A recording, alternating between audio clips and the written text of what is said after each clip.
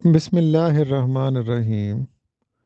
Original interview سوالات ما جوابات برائے لیکچر اردو مورخہ 26 دسمبر 2024۔ امیدوار کا نام محمد Hanif, Khyber Pakhtunkhwa public service commission کے زیر اہتمام منعقد کیے گئے لیکچرر اردو کے انٹرویوز کے سلسلے میں یہ پہلا انٹرویو ہے جو کہ محمد حنیف صاحب کا ہوا ہے۔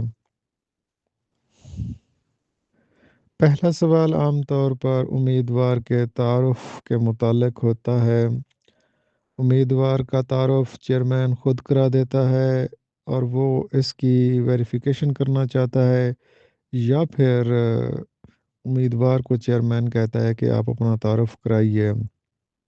اس کے بعد چند نارمل سوال پوچھے جاتے ہیں، مثال کے طور پر ان دنوں آپ کیا کر رہے ہیں، یا ان دنوں آپ کیا پڑھ رہے ہیں، کون سی کتاب پڑھ رہے ہیں، کیا آپ نے آج صبح کا اخبار پڑھا، اس طرح کا کوئی جنرل سا سوال کر سکتے ہیں۔ تو ہمارے امیدوار محمد حنیف سے سوال کیا گیا کہ آپ اپنا تعارف کرائیں، اس کے بعد آپ ان دنوں کیا کر رہے ہیں۔ پھر باقاعدہ ایک روایتی انٹرویو کا سلسلہ شروع ہوا جس میں پوچھا گیا تھا کہ پہلا سوال تھا، آئین کسے کہتے ہیں، پاکستان کے مشہور آئین کون کون سے ہیں؟ تو اس کا درست جواب یہ ہے کہ آئین، قانون یا دستور کسی حکومت کے لیے قوانین کا ایک ایسا مجموعہ ہوتا ہے جو ایک سیاسی وجود کے اختیارات اور کارکردگی کو محدود اور متعین کرتا ہے۔ بھارتی دستور کسی ملک کا دنیا کا لکھا ہوا سب سے بڑا دستور ہے، جس کے انگریزی ترجمے میں 1,17,396 الفاظ ہیں، جبکہ امریکی دستور دنیا کے کسی ملک کا سب سے چھوٹا دستور ہے۔ پاکستان میں پہلا آئین 1956، دوسرا 1962 اور تیسرا 1973 میں نافذ ہوا۔ پاکستان ہر سال 23 مارچ کو آئین کی منظوری کا جشن مناتا ہے۔ جب پہلی بار 1956 میں اسے نافذ کیا گیا تھا، اسے یوم جمہوریہ کے طور پر بھی منایا جاتا ہے۔ دوسرا سوال پوچھا گیا تھا، ڈرامہ کسے کہتے ہیں؟ تو اس کا درست جواب یہ ہے کہ ڈرامہ یونانی لفظ ڈراؤ سے مل کر بنا ہے، جس کا لغوی مطلب ہوتا ہے کر کے دکھانا۔ دوسرے لفظوں میں ڈرامہ ایک ایسی کہانی ہوتی ہے جو کرداروں کے عمل سے، زبان سے ادا ہوتی ہے۔ گویا ڈرامہ الفاظ اور عمل کے مجموعے کا نام ہے۔ ایک انگریز نقاد کے مطابق ڈرامہ ایک نقالی ہے جو حرکت عمل اور تقریر مکالمہ کے وسیلے سے کی جاتی ہے۔ اردو ڈرامے کے مشہور ناقد ڈاکٹر محمد اسلم قریشی نے ڈرامہ کی تعریف یوں کی، ڈرامہ اسٹیج پر فطرت کی نقالی کا ایسا فن ہے جس میں اداکاروں کے ذریعے زندگی کے غیر معمولی اور غیر متوقع حالات کے عمل میں قوت ارادی کا مظاہرہ کر کے تماشائیوں کے روبرو ایک معین وقت اور مخصوص انداز میں کیا جاتا ہے۔ تیسرا سوال ہے، نظم کی تعریف کیجیے۔ نظم عربی زبان کا لفظ ہے جس کے لغوی معنی ہے لڑی، سلک، مالا، موتیوں کو دھاگے میں پرونا، ترتیب دینا، ربط و ضبط، تسلسل، عبارت کا ربط، ترتیب، جملے کی ساخت، اسلوب، انداز بیان، موضوع کلام، شاعری، شعر گوئی، نثر کے بالمقابل لفظ جس میں شعر کہا جاتا ہے۔ نظم شاعری کی ایک ایسی قسم ہے جو کسی ایک عنوان کے تحت کسی ایک موضوع پر لکھی جاتی ہے۔ نظم کی ایک خاص بات یہ ہے کہ اس میں ہیئت کی کوئی قید نہیں، یہ بحر اور قافیہ سے پابند بھی ہوتی ہے اور ان قیود سے آزاد بھی، یعنی یہ بحر ردیف قافیہ میں بھی ہو سکتی ہے اور بحر ردیف قافیہ سے آزاد بھی ہو سکتی ہے۔ اس میں مضامین کی وسعت ہوتی ہے۔ نظم گوئی کا آغاز نذیر اکبر آبادی نے کیا تھا۔ جدید نظم گوئی کا آغاز انجمن پنجاب کے مشاعروں سے ہوا تھا۔ آزاد نظم، نظم معرہ، سونٹ وغیرہ نظم کی مشہور اقسام ہیں۔ سوال نمبر 4 ہے غزل کیا ہے؟ تو اس کا درست جواب یہ ہے کہ عربی لفظ غزل کے لغوی معنی ہے عورتوں سے باتیں کرنا۔ ادبی اصطلاح میں غزل وہ صنف سخن ہے جس میں عشق و محبت، حسن و جمال، گل و بلبل کے تذکرے، محبوب کے خد و خال کی تعریف، اس کے جور و ستم، ہجر و فراق کی تڑپ، کرب و اضطراب اور محبوب کے وصال کی آرزو، جنون و عشرت، خزاں و بہار، یاس و امید، شادی و غم کا ذکر ہو۔ لیکن زمانے کے ساتھ ساتھ غزل کے مضامین میں بھی اضافے اور تبدیلیاں رونما ہوتی رہیں، اور ہجر و وصال کی داستان کے ساتھ ساتھ فلسفہ، تصوف، سیاست اور حیات انسانی کے مختلف مسائل، دقیق خیالات اور سنجیدہ مضامین بھی غزلوں میں بیان ہونے لگے۔ غزل کا ہر شعر دوسرے شعر سے معنی اور موضوع کے اعتبار سے مختلف ہوتا ہے۔ غزل اردو اور فارسی شاعری کی سب سے زیادہ مروج صنف سخن ہے۔ ان دونوں زبانوں کا تقریباً 70% حصہ غزل کی صورت میں ہے۔ غزل ایک مخصوص سانچے میں لکھی جاتی ہے۔ غزل میں 5 سے لے کر 17 تک اشعار ہو سکتے ہیں۔ ساری غزل کے اشعار ایک ہی وزن میں ہوتے ہیں، ایک ہی بحر میں ہوتے ہیں۔ غزل غزل کا ہر شعر اپنے اندر ایک پوری دنیا سمیٹے ہوتا ہے، یعنی معنوی اعتبار سے غزل کا ہر شعر کوزے میں دریا کے مترادف ہوتا ہے جس میں معانی کا سمندر موزن ہوتا ہے۔ غزل کے دو مصروں میں ہی ایک مکمل اور بڑے سے بڑے خیال کو پیش کر دیا جاتا ہے، اس لیے غزل کی اہم خصوصیت ایجاز و اختصار اور اس کے ساتھ ساتھ علامات کا استعمال ہے۔ سوال نمبر 5 ہے تخیل کی تعریف کریں، تخیل کا نظریہ کس نے پیش کیا تھا؟ تو اس کا درست جواب یہ ہے کہ تخیل کے معنی ہے خیال کرنا، خیال میں لانا، وہ خیال جو شاعر نظم کرتا ہے، سوچ یا دھیان کی کیفیت کو تخیل کہا جاتا ہے۔ تخیل ایک ایسی قوت ہے کہ معلومات کا ذخیرہ جو تجربہ یا مشاہدہ کے ذریعے سے ذہن میں پہلے سے مہیا ہوتا ہے، اس کو مقرر ترتیب دے کر ایک نئی صورت بخشتی ہے۔ یعنی معلومات کو انٹرپریٹ کر کے اس کو سمجھنا اور اس کو ایک نئی شکل میں پیش کرنا، یہ تخیل کہلاتا ہے۔ اور تخیل کا کام ہے کہ معلومات کو، تجربات کو، مشاہدات کو الفاظ کے ایسے دلکش پیرائے میں جلوہ گر کرنا جو عام پیرایوں سے الگ ہوتا ہے۔ تخیل کا نظریہ انگریزی میں کالریج نے اور اردو میں حالی نے متعارف کرایا۔ حالی نے کہا تھا کہ اچھے شعر کی خصوصیات کے لیے ضروری ہے کہ شاعر کا تخیل اچھا ہو، مطالعہ کائنات ہو اور تفحص سے الفاظ ہو۔ سوال نمبر 6 ہے کہ حالی نے غزل کی مخالفت کیوں کی؟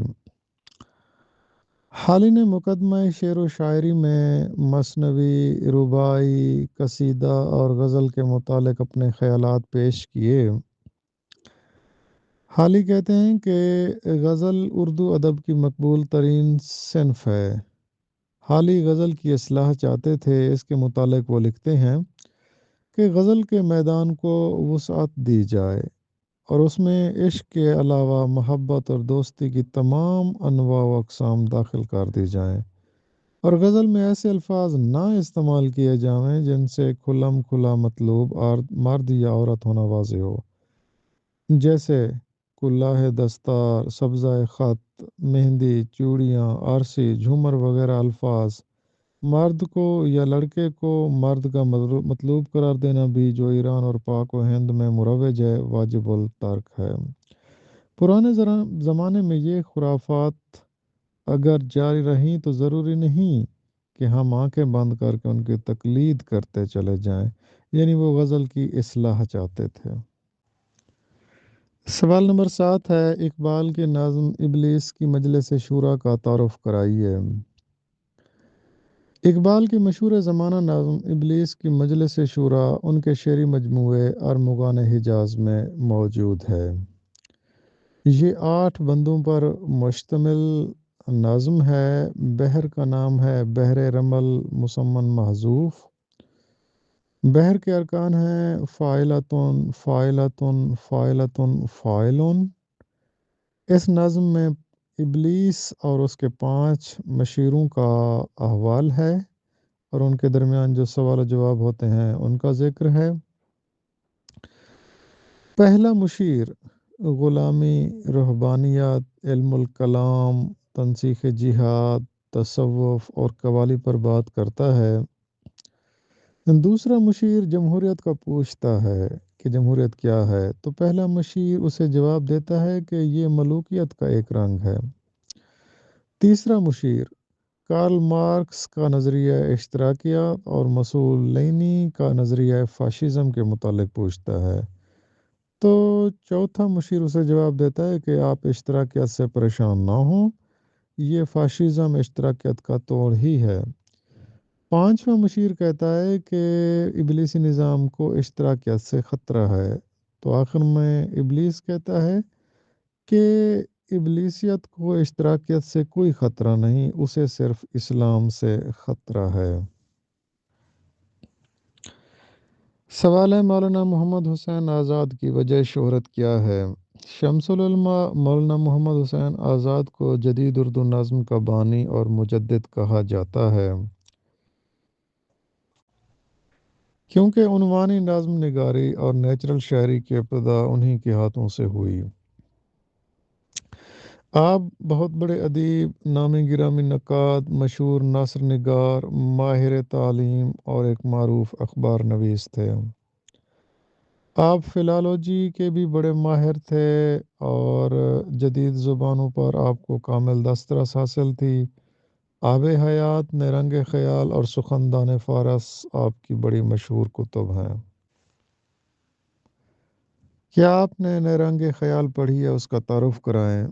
نیرنگ خیال مولانا محمد حسین آزاد کے 13 مضامین پر مشتمل ایک کتاب ہے۔ یہ مضامین تمثیلی انداز میں لکھے گئے ہیں۔ آغاز میں اس کتاب کو 2 حصوں میں لکھا گیا تھا۔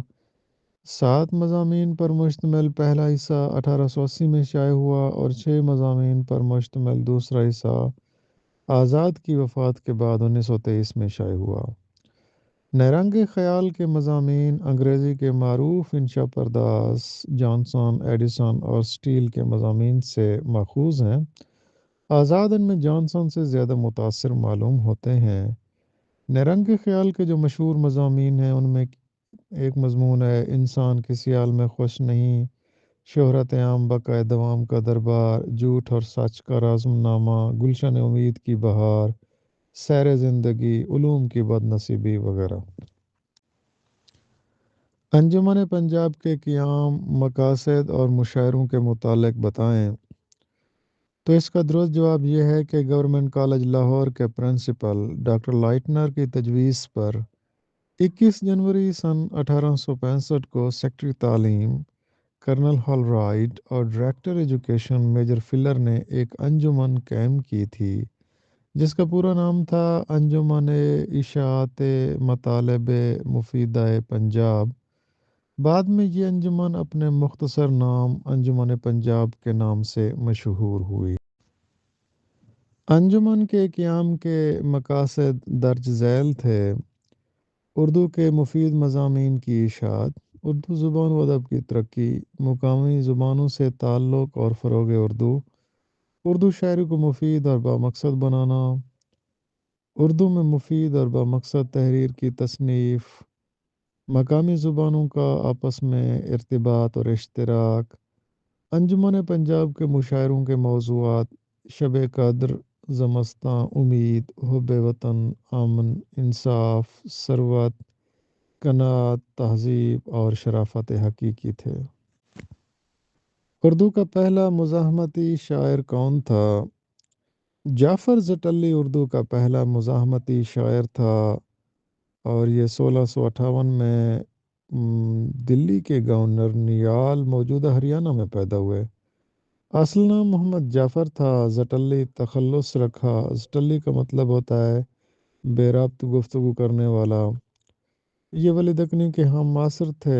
مغلیہ دور کے معاشی اور سیاسی حالات اور بادشاہ وقت کے خلاف اپنی آواز شاعری کے ذریعے بلند کی، یہاں تک کہ بادشاہ وقت کے خلاف احتجاج کے وقت بھی انتہائی غصے کے ساتھ اپنی رائے کا اظہار کیا، جس کی وجہ سے انہیں مغل شہنشاہ فرخ سیار نے پھانسی کی سزا سنائی تھی، جس پر 1716 میں جوتے کے تسموں سے اس کا گلا گھونٹ کر اس کو مار دیا گیا۔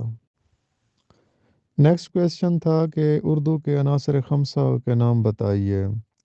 اردو کے عناصر خمسہ میں سر سید احمد خان، مولانا الطاف حسین حالی، ڈپٹی نذیر احمد، شبلی نعمانی اور مولانا محمد حسین آزاد شامل ہیں۔ اردو کے عناصر خمسہ کی اصطلاح مہدی افادی نے ایجاد کی تھی۔ نیکسٹ کویسچن ہے کہ سر سید کے نظریاتی مخالفین کون کون سے تھے؟ مرزا محمد مرتضیٰ عرف مچھو بیگ عاشق، جن کا قلمی نام ستم ظریف تھا، نواب سید محمد آزاد، اکبر الہ آبادی، پنڈت تربھون ناتھ، منشی جوالا پرشاد، بارک منشی احمد علی شوق، منشی احمد علی اور بدر الدین طیب جی وغیرہ سر سید کے نظریاتی مخالف تھے۔ امرت پرستی کسے کہتے ہیں؟ امرت پرستی کا مطلب ہوتا ہے خوبصورت لڑکوں سے محبت کرنا، یا جس کو ہم جنس پرستی بھی کہہ سکتے ہیں۔ اردو غزل فارسی سے مستعار شدہ ہے۔ شاہد بازی اور امرت پرستی فارسی شاعری کی اقدار تھیں، جن کو ہندوستان میں پروان چڑھانے میں استاد شعرا نے کردار ادا کیا۔ عبدالغفور نساخ اپنے تذکرۂ سخن شعرا میں میر مہدی دا کے متعلق یوں لکھتے ہیں کہ 32 برس کی عمر میں ایک نونہال گلشن خوبی پر شیدا ہو کر کچھ دنوں اس کے باغ وصال سے زندگی کا مزہ چکھا اور گل مراد سے اپنا دامان تمنا بھر لیا۔ میر تقی میر عاجز کے متعلق لکھتے ہیں کہ عاجز تخلص یہ شخص لوتی ہے۔ میر تقی میر دیوان ششم میں اپنے متعلق شعر موضوع کرتے ہیں کہ بے عشق خوب رویاں اپنی نہیں گزرتی، اے وائے کس بلا میں ہم مبتلا ہوئے ہیں۔ میر تقی میر کے ہم عصر شاعر خواجہ میر درد، جنہیں صوفی شاعر کہا جاتا ہے، ان کے ہاں بھی امرت پرستی پر مبنی کئی درجن اشعار موجود ہیں۔ منٹو کے متنازع افسانے کون کون سے ہیں؟ منٹو کے 6 افسانوں پر مقدمات چلے تھے: دھواں، ٹھنڈا گوشت، کالی شلوار، کھول دو، بو، اوپر نیچے درمیان۔ ان میں سے 3 افسانوں پر جو مقدمات چلے تھے وہ قیام پاکستان سے کابل چلے تھے، اور 2 افسانوں اور ایک ڈرامہ کھول دو، بو اور اوپر نیچے درمیان پر قیام پاکستان کے بعد مقدمات چلے تھے۔ اب سوال یہ ہے کہ جنس اور فحش نگاری میں کیا ڈفرینس ہے، کیا فرق ہے؟ جنس نگاری: اگر آپ ادب میں مرد اور عورت کے تعلقات کا بیان کرتے ہیں تو یہ جنس نگاری کہلاتا ہے۔ اگر ادب میں ان موضوعات کا بیان کیا جاتا ہے کہ جن کا مقصد محض جنسی تسکین ہو، اس کو ہم فحش نگاری کہتے ہیں۔ فیمنزم کیا ہے؟